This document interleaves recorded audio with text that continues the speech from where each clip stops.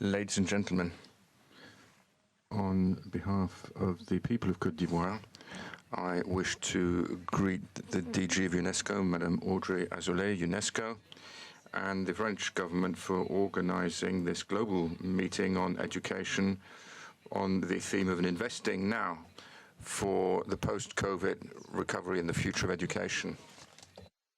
Unquestionably, this meeting is establishing momentum for education as a key to post-pandemic recovery and to sustainable development.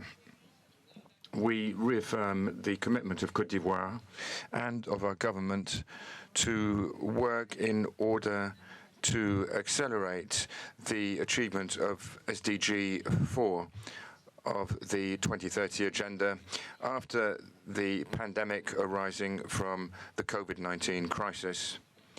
Our will is to provide quality education, inclusive education and fair education, and to enable lifelong learning.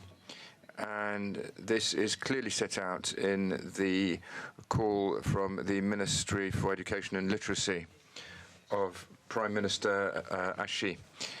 This will is reflected in all our training and education policies in 2011, and in particular through the adoption of the law for mandatory schooling of children from 7 to 16 since September 2015.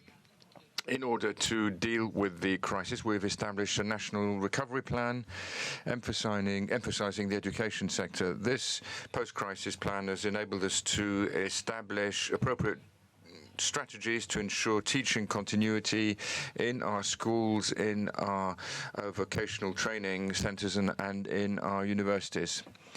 And now, through the global vaccination programs, Côte d'Ivoire wishes to count on global solidarity, multilateral cooperation, multi-sectoral cooperation in order to accompany it in its will to achieve the goals the Sustainable Development Goals, including SDG 4, which is preeminent amongst those goals. Ladies and gentlemen, the report of the International Commission on the Futures of Education is part of the historical legacy of thought and on the role of education in dealing with the challenges facing mankind. As you know, we have launched an initiative on the States General of Education and Literacy in Côte d'Ivoire in order to come up with a consensus-based response to the challenges facing our education system on the basis of a new social pact.